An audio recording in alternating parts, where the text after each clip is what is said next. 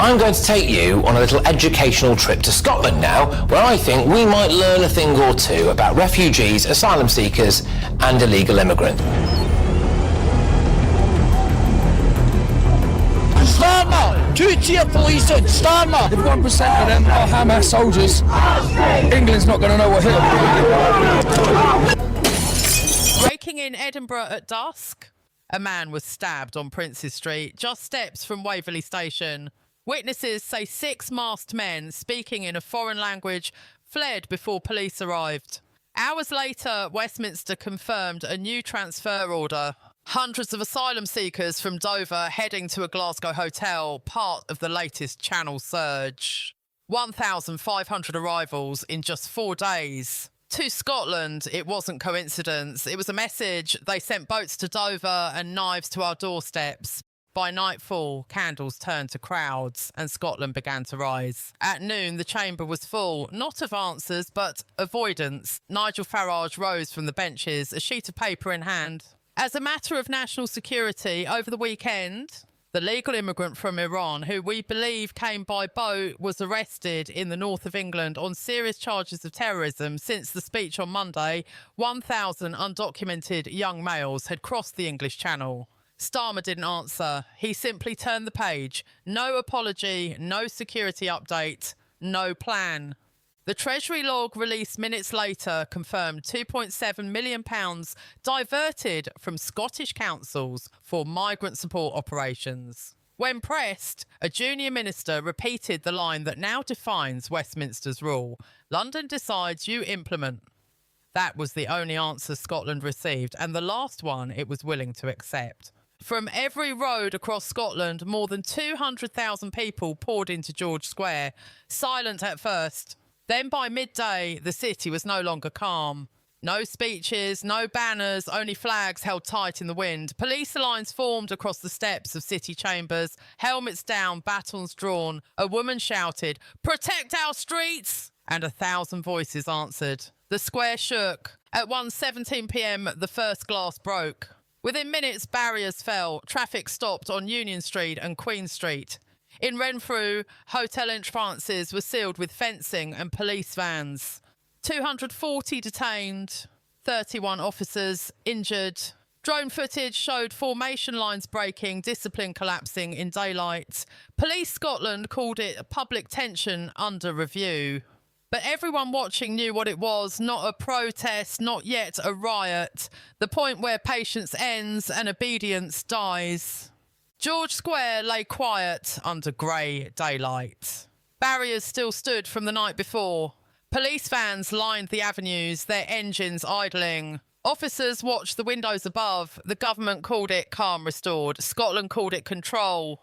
Government called it order restored. Scotland called it occupation. At 8:42 a.m, Police Scotland released the phrase cleared by Westminster: "Situation under control," but nothing was. Leaked Home Office logs showed £4.6 million authorised overnight for containment and perception management. Every communication from Holyrood to London was marked pending clearance.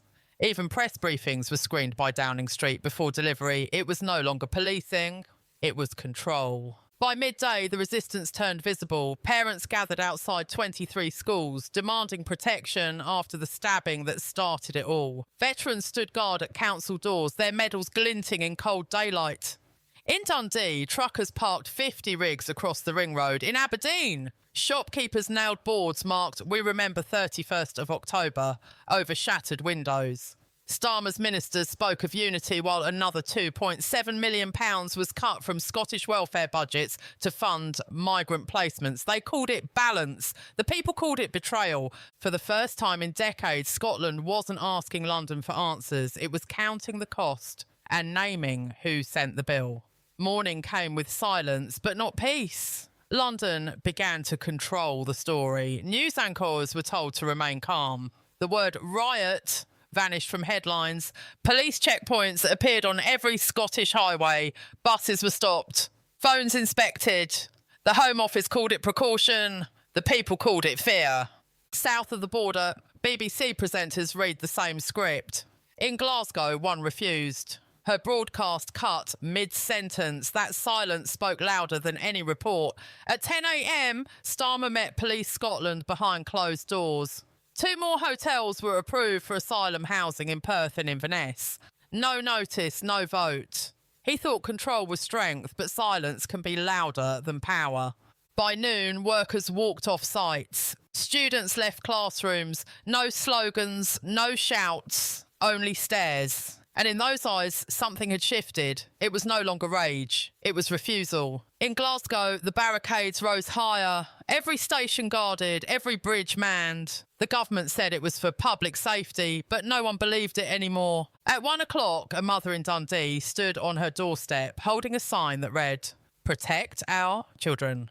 By evening, hundreds of windows carried the same words. At 5:30, veterans marched again through George Square. No chants, just footsteps. Old men with medals, young men with dust on their boots. The government called them extremists. They called themselves fathers. When police moved in to clear the crowd, one officer stepped aside and whispered, "Not today."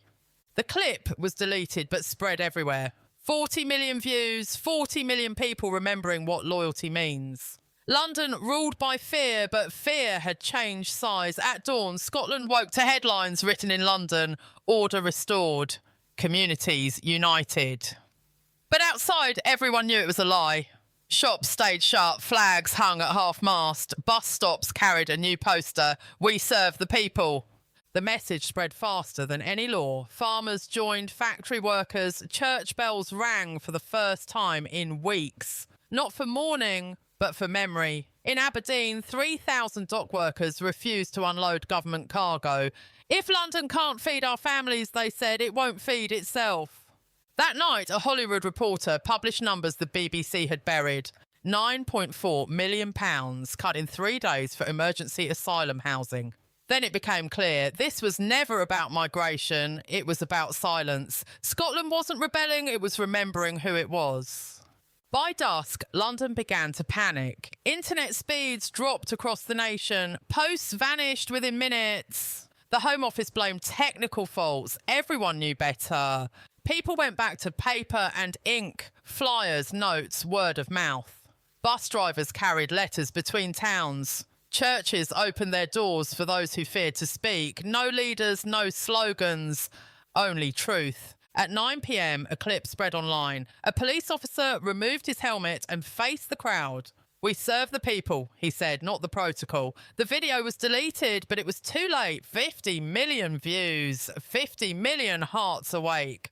Scotland had run out of patience. London had run out of control. The next morning, the markets opened in chaos. The pound fell 6%. Energy stocks crashed. European investors froze their trades. Inside Parliament, Starmer called an emergency session. Half the seats were empty.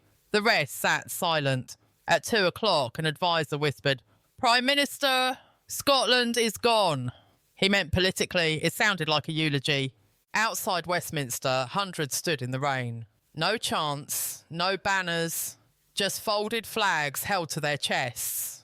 One voice shouted, "We are Britain, not your border." No one stopped him. That night, reports showed hundreds of civil servants in Edinburgh, Aberdeen and Perth had resigned. They weren't protesting, they were leaving. For the first time, London didn't face rebellion. It faced abandonment.